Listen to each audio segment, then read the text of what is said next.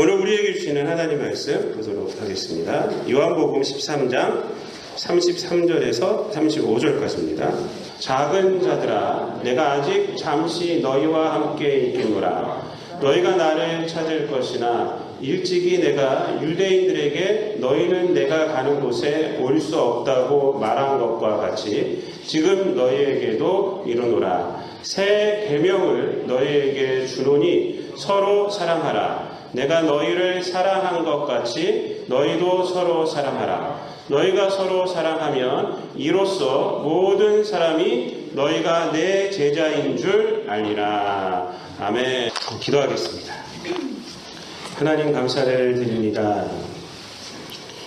예수 그리스도의 십자가의 보혈의 공로로 말미암아 죄악 가운데 우리가 거듭나게 하여 주시고 또한 하나님의 자녀가 또한 되게 하여 주셔서 이 땅 가운데서 성령의 은혜 가운데서 살아가게 하여 주심을 주님 감사를 드립니다. 아버지 은혜를 늘 잊지 않게 도와주시고 늘 예수님의 사랑을 기억하고 그 사랑을 또한 본받아서 우리도 이 땅 가운데서 아버지 하나님 그 사랑을 나타내며 사랑하는 우리 모든 성도들 되게 하여 주시옵소서. 그러한 삶을 통해서 생각을 통해서 하나님 앞에 영광을 돌리는 우리 모든 성도들 되게 하여 주시옵소서. 아버지 하나님 오늘 교회에서 아버지 이렇게 장학생들을 또한 선정하여서 아버지 저희들이 1년 동안 기도하며 모은 아버지 헌금으로 아이들에게 아버지 하나님 적지만 장학금을 전달하였습니다.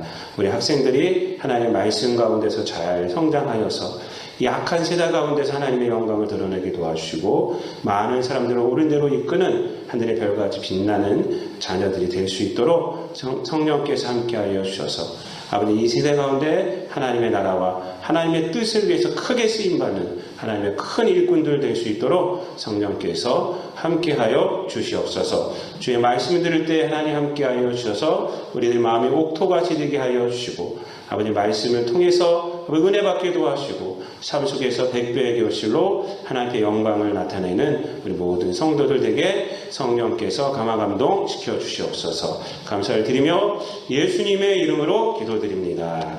아멘.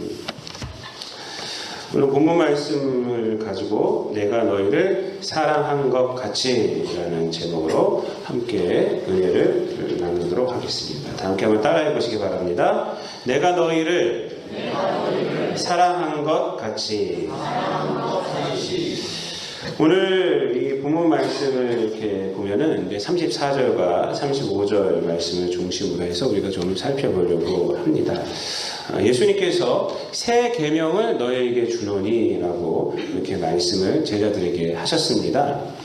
이 새롭다라는 그 말의 사전적인 첫 번째 뜻은 뭐냐면 지금까지 있었던 적이 없다라는 뜻입니다. 그러니까 지금까지 있었던 것이 있었던 적이 없는 것, 그것이 바로 새롭다라는 뜻이고, 두 번째는 있었는데 전과는 다르게 생생하다라는 것이 이 새롭다라는 말의 두 번째 뜻입니다. 근데 이 두 가지 뜻 가운데 오늘 본문 말씀에서 예수님께서 하시는 말씀은 바로 첫 번째 뜻입니다. 지금까지 있었던 적이 없다라는 그러한 의미로 이 새롭다, 새로운 계명을 너에게 주노니라고 이렇게 말씀을 하신 겁니다. 왜냐하면 이 새 계명에서 사용된 그 헬라어 단어는 카이넨이라는 단어입니다. 이 카이넨이라는 그 헬라어 단어의 뜻은 뭐냐면 써보지도 않은, 또 알려지지 않은 이라는 뜻입니다. 그래서 질적으로 그 새로운 상태를 강조할 때 그 쓰였던 단어가 바로 이 카이넨입니다. 그러니까 예수님께서 이 새 계명이라고 말씀하시는 것은 뭐냐면 이전에는 없었다는 것입니다. 없었던 계명을 준다는 것입니다. 없었던 계명을 너에게 준다라는 의미로 이 새 계명을 너에게 주노니라고 말씀을 하신 거예요. 근데 이 새 계명을 준다고 하신 이 내용이 뭡니까? 새 계명의 내용이 서로 사랑하라라는 이러한 말씀입니다. 여러분, 서로 사랑하라는 말씀은 결코 근데 새로운 것이 아니에요. 새로운 것이 아닙니다. 그때 당시 유대 사람들이 많이 들었던 말이 서로 사랑하라는 말씀이었어요. 구약의 계명의 내용을 압축하면 그 그것이 바로 이 사랑 아닙니까? 하나님을 사랑하고 이웃을 사랑하라. 마가복음 12장 28절 이하를 보면요, 한 서기관과 예수님이 대화를 하는 장면이 나옵니다. 서기관이 예수님께 뭐라고 질문을 합니까? 모든 율법 중에서 첫째가 되는 것이 무엇입니까? 라고 질문을 하니까 예수님께서 대답하시기를, 첫째는 하나님을 사랑하는 거다. 너 마음과 뜻과 정성을 다해서 하나님을 사랑하는 것이고, 둘째는 그와 같으니 내 이웃을 내 자신과 같이 사랑하는 것이다. 라고 대답을 하셨어요. 그러니까 구약의 그 율법, 구약에 있는 율법을 압축하면 사랑하라는 거예요. 사랑하라. 이 예수님의 대답에 이 서기관도, 질문한 서기관도 옳습니다 라고 말했어요. 동의를 했습니다. 맞습니다. 네, 맞습니다. 그러니까 이처럼 전혀 새로운 것이 아닌 것이 이 서로 사랑하라 라는 이 말씀인데, 왜 예수님은 지금까지 있었던 그러한 서로 사랑하라는 것이 있었음에도 불구하고 이것을 새로운 계명이라고 말을 하냐 이겁니다. 왜 새로운 계명? 이전에 없었던 새로운 계명이라고 말하는 이유가 뭘까? 그것을 우리가 좀 생각을 해봐야 합니다. 그 이유는 오늘 본문 말씀을 보면 우리가 좀만 더 깊게 본다면 우리가 추측할 수가 있습니다. 서로 사랑하라라는 이 말씀이 새로운 계명이 될 수 있는 근거는 뭐냐면, 서로 사랑하라, 새 계명을 너에게 주는 서로 사랑하라, 그리고 그 다음에 뭐라고 말하고 있습니까? 내가 너희를 사랑한 것 같이 너희도 서로 사랑하라 라고 말씀을 하셨어요. 왜 새로운 계명이 되냐? 그 이유는 뭐냐면 내가 너희를 사랑한 것 같이 라고 말씀하셨기 때문에 그렇습니다. 여기서 뭐뭐 같이라는 것은 사랑의 방법이나 기준을 나타냅니다. 기준을 나타내요. 따라서 예수님이 제자들을 사랑한 것 같이, 예수님이 주의 백성들을 사랑한 것 같이, 예수님이 우리들을 사랑한 것 같이 라는 말씀은 예수님이 제자들을 사랑하는 방법으로 라는 뜻이 됩니다. 여러분, 예수님이 우리를 사랑하신 것은 이전에 없었던 것입니다.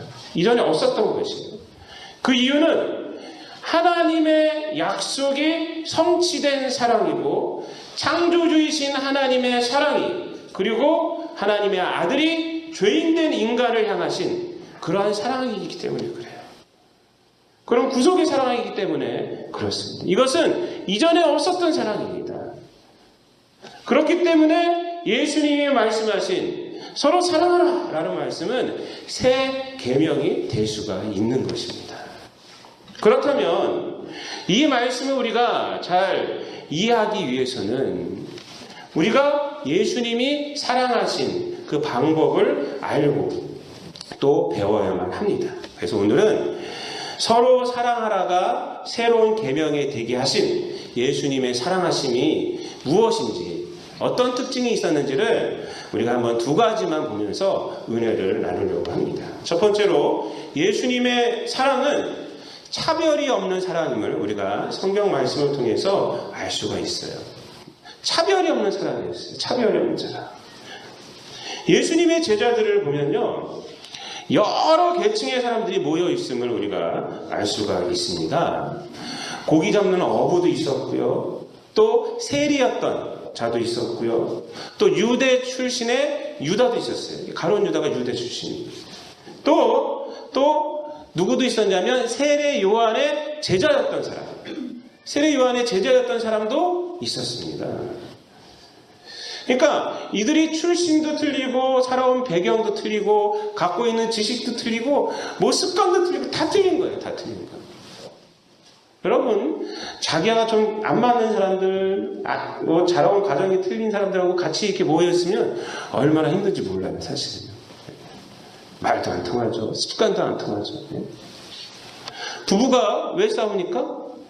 사랑해서 결혼해서 왜 싸웁니까? 처음에 연애할 때야 눈에 콩깍지가 씌었으니까 발가락이 떼도 예뻐 보이죠. 그러나 서로 살면요, 살아온 습관들이 다 틀려요. 생각하는 것도 틀리고 다 틀립니다. 그래서 그것이 부딪히기 시작하는 겁니다. 부딪히기 시작하는 거예요. 그래서 제 생각에 한 10년은 살아야지 서로를 맞춰 나가더라고요. 이해를 하게 되고. 그 힘든 것입니다. 그런데 이 예수님의 제자들은 다 틀려요. 다 틀려요. 그러나 예수님의 사랑이 이들을 묶어놓았던 것입니다. 이들이 대단해서가 아니에요. 이들이 대단해서는 결코 아닙니다. 예수님의 사랑이 이들을 묶어놨던 거예요. 이 제자들뿐만 아닙니다. 복음서를 통해 예수님의 사역을 보면은 예수님은 사람을 차별하지 않으셨어요. 죄인들도 차별하지 않았습니다. 사람들에게 손가락질 받는 자들의 집에도 스스럼 없이 예수님은 들어가셔서 그들과 함께 음식을 먹고 그들과 함께 잠을 자고 그렇게 교제를 나눴던 분이 바로 예수님입니다. 그래서 바리새인들, 종교 지도자들이 예수님을 뭐라고 그랬습니까? 손가락질하면서 죄인들의 친구 이렇게 말했어요. 죄인들의 친구. 바리새인들이 이렇게 말한 것은 뭐냐면 예수님의 수준이 저 죄인들의 수준이다. 이렇게 말을 한 거예요. 이 말은. 죄인들의 친구다. 이 말은 저 죄인들의 수준이 바로 예수의 수준이야. 라고 이렇게 꼬집어서 말을 한 것입니다.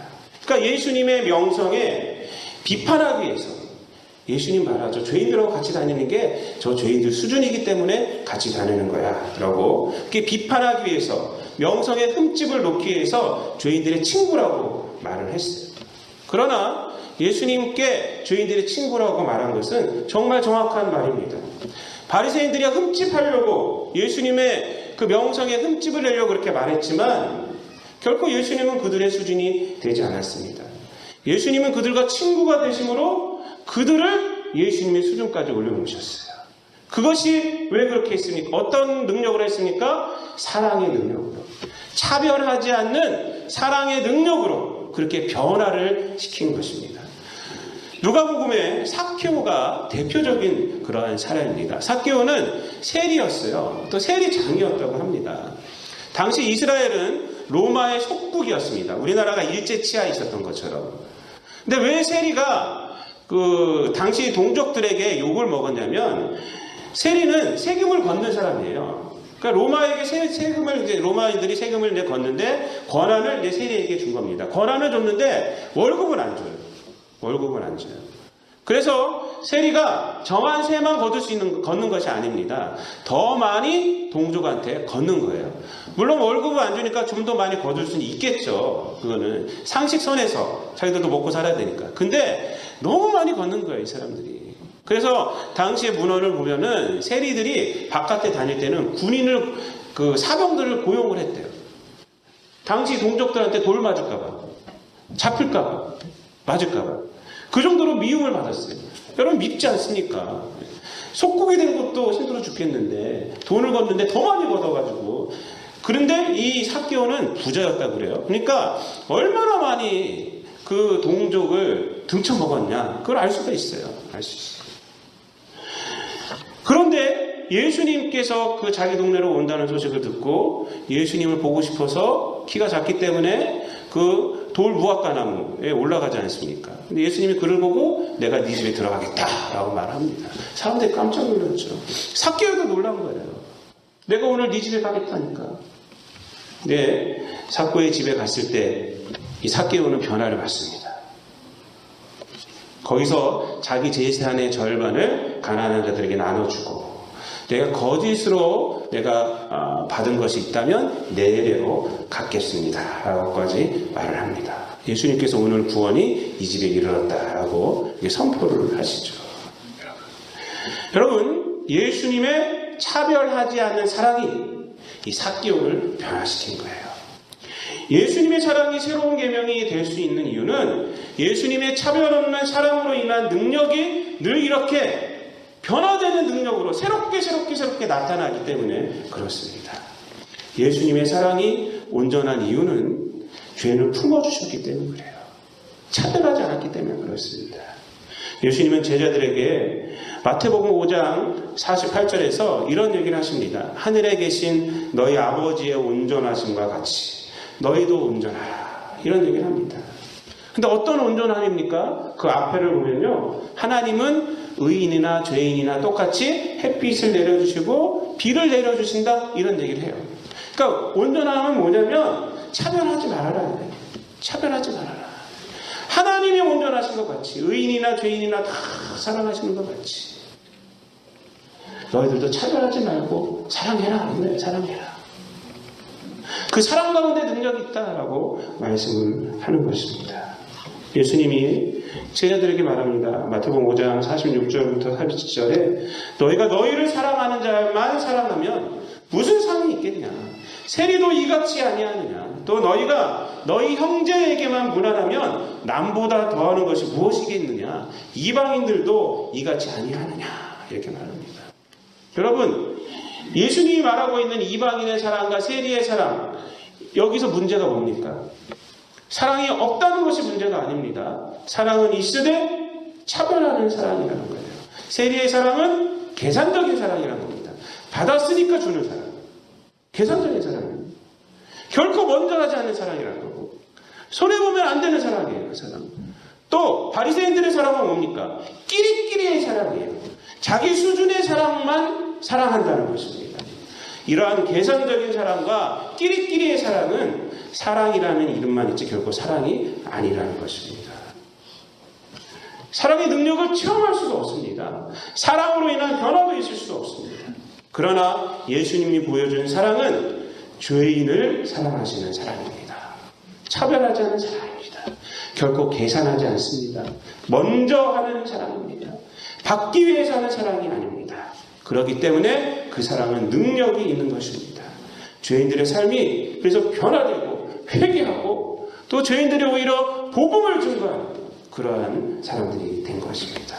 이런 이유로 내가 너희를 사랑한 것 같이 너희도 서로 사랑하라 라는 말씀은 새 계명이 될 수가 있는 것입니다. 차별하는 사랑이 새로운 사랑이 될 수 없는 이유는 능력이 없기 때문에 그래요. 거기에는 계산만 있고요. 늘 내 생각에 갇혀 있습니다. 나의 만족과 유익을 늘 염두에 둔 사람입니다. 거기에는 감동이 없고요. 변화하는 새로움이 있을 수가 없습니다. 인간의 사랑의 한계는 근데 바로 여기에 있습니다. 우리가 우리의 노력으로 사랑하려고 해도 늘 우린 계산이 들어갑니다. 그러나 우리가 예수 그리스도를 믿고 그분이 베푸신 사랑을 체험하고 그 능력을 알고 그 사랑으로 이 세상을 품고 가족들을 품고 교인들을 품고 이웃을 품을 때 우리는 하나님의 그 사랑의 능력을 체험하게 되는 것입니다. 예수님의 이 사랑을 우리도 실천하셔서 사랑의 능력으로 살아가는 저 여러분들이 되시기를 바랍니다. 두 번째로 예수님의 사랑은 변치 않는 사랑입니다. 변치 않는 사랑. 요한복음 13장을 우리가 지금 13장을 보고 있는데 13장을 시작하면서 1절에서 이렇게 말을 합니다. 한번 다 함께 한번 읽어보겠습니다. 요한복음 13장 1절입니다. 다 함께 있습니다. 시작. 6월절 전에 예수께서 자기가 세상을 떠나 아버지께로 돌아가실 때가 이른 줄 아시고 세상에 있는 자기 사람들을 사랑하시되 끝까지 사랑하시니라. 아멘. 그래서 어떻게 사랑하셨다고요? 끝까지 사랑하셨다라는 것입니다. 변하지 않다는 것입니다.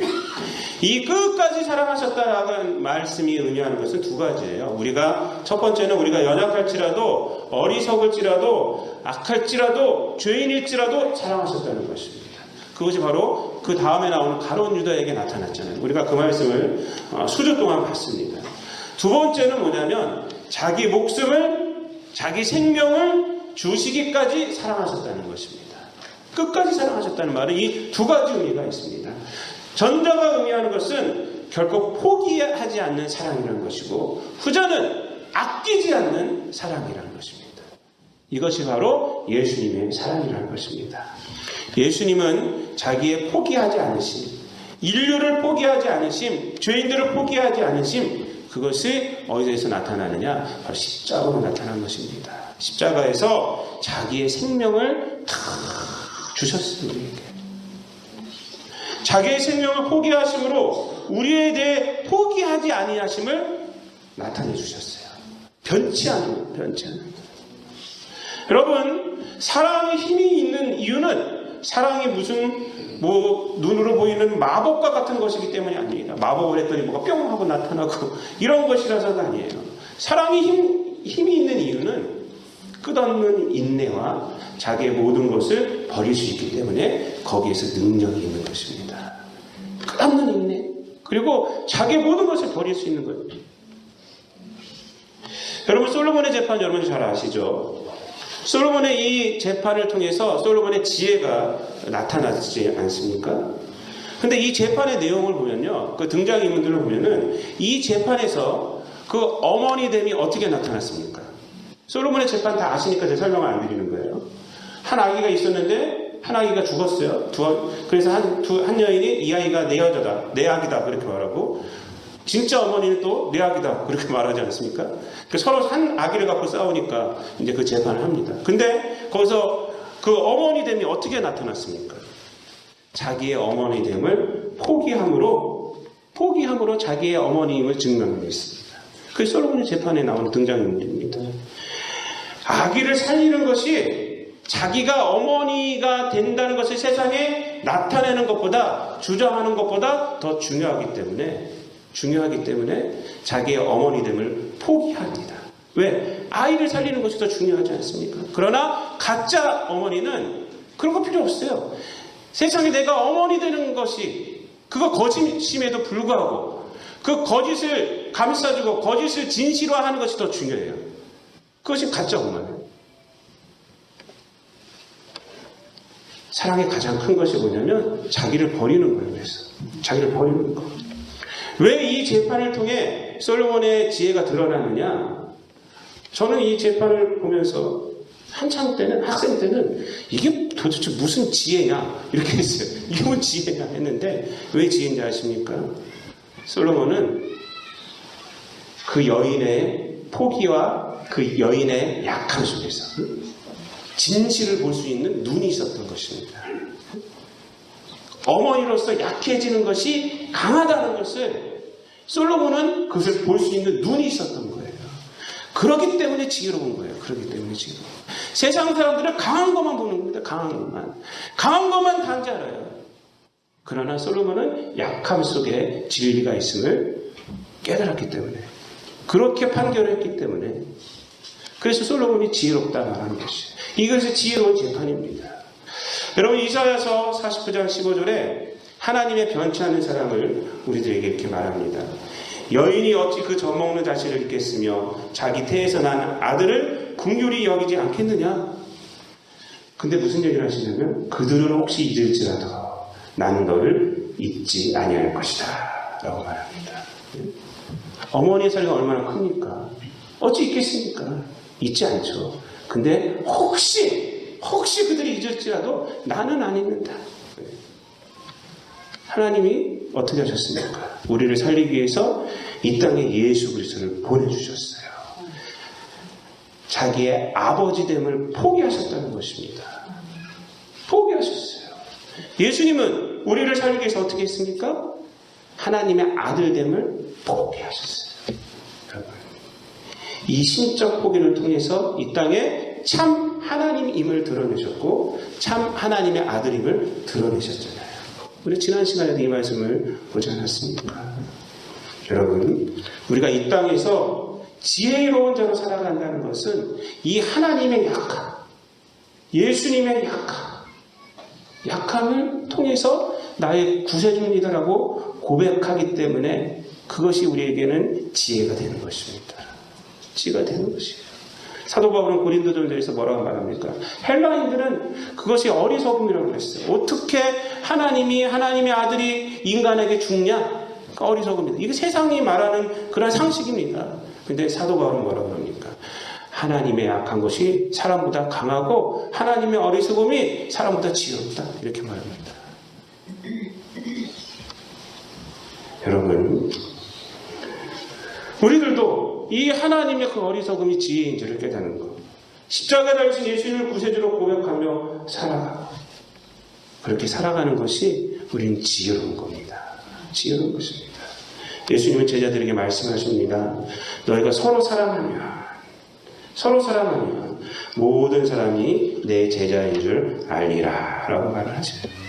여러분, 요한일서 4장 7절을 보면 요한이 요한복음도 짓고 요한일서도 짓지 않았습니까? 그래서 내용이 비슷한 것들이 맨날 나옵니다.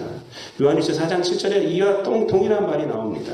사랑하는 자들아, 우리가 서로 사랑하자. 사랑은 하나님께 속한 것이니 사랑하는 자마다 하나님으로부터 나서 하나님을 알고 사랑하지 아니하는 자는 하나님을 알지 못하나니 이는 하나님은 사랑이시니라. 이렇게 말합니다. 똑같은 말씀 아닙니까? 우리가 서로 사랑하면 세상이 우리가 하나님의 제자인 줄, 예수님의 제자인 줄 알다.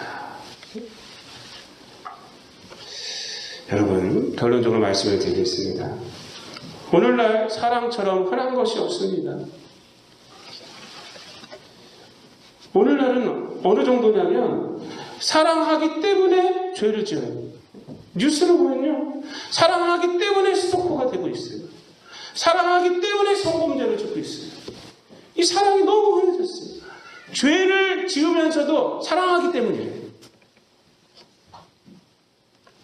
여러분, 이렇게 사랑이 흔해졌어요. 거기에 사랑의 진실은 없습니다. 자기를 만족하는 사랑만이 사랑인 줄 알고 살아가는 시대가 이 시대가 됐단 말입니다.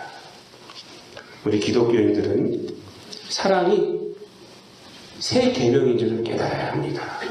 그래서 이 세상이 말하는 그런 흔한 사랑들, 그런 사랑 말고 인간적인 만족을 위한 사랑이 아니라 예수님이 우리를 사랑하셨던 그 사랑이 사랑인 줄을 깨달아야 합니다. 그 사랑을 갖고 나가야 합니다. 그래서 우리도 차별하지 않고 우리는 예수님의 사랑으로 변화받은 존재입니다. 능력이 있어요. 우리도. 그래서 그 사랑을 갖고 나가면 우리가 갖고 있는 사랑은 변화의 능력이 있습니다. 늘 새로운 사랑이 되는 것입니다. 네, 여러분들 차별하지 않은 사랑을 하시고 또 끝까지 사랑하시는, 또한 여러분들이 희생할 줄 아는 그러한 사랑을 하셔서 예수님이 온 인류를 구원하였듯이 우리도 그 사랑으로 많은 사람들에게 은혜를 나타나고 사람들을 감동시키고 사람들을 변화시키고, 그래서 예수님의 제자로서 드러나게 되는 저와 여러분 되시기를 우리 주님 예수 그리스도의 이름으로 축원드립니다. 기도하겠습니다. 사랑과 은혜가 풍성하신 아버지 하나님, 예수님이 우리를 사랑하신 그 사랑이 바로 새 계명인 줄 오늘 말씀을 통해서 보았습니다. 인간적인 사랑, 이 세상에 있는 그 흔한 사랑을 아버지의 사랑이라 착각하고 살아가는 우리들이 되지 않게 하여 주시옵소서. 하나님 우리를 사랑하신 아버지 하나님 그 사랑, 아버지 하나님 그 사랑을 우리가 갖고 살아가게 도와주셔서 차별하지 않게 도와주셔서 차별하지 않은 사랑을 하게 도와주시고 아버지 인내하고 끝까지 사랑하고 또한 희생하는 사랑을 할 수 있는 우리 성도들이 되어서 성도들의 삶을 통해서 가정이 변화되고 자녀들이 변화되고 이웃들이 변화되고 아버지 하나님 성도들이 변화되는 아버지 은혜 받는 그런 아버지 하나님의 삶이 될 수 있도록 성령께서 함께하여 주시고 그 사랑을 갖고 나아감으로 많은 사람들이 우리 성도들을 바라보며 참 제자임을 깨닫게 되는 아버지 하나님 귀한 역사들이 드러나게 하여 주시옵소서. 감사를 드리며 예수님의 이름으로 기도드립니다. 아멘.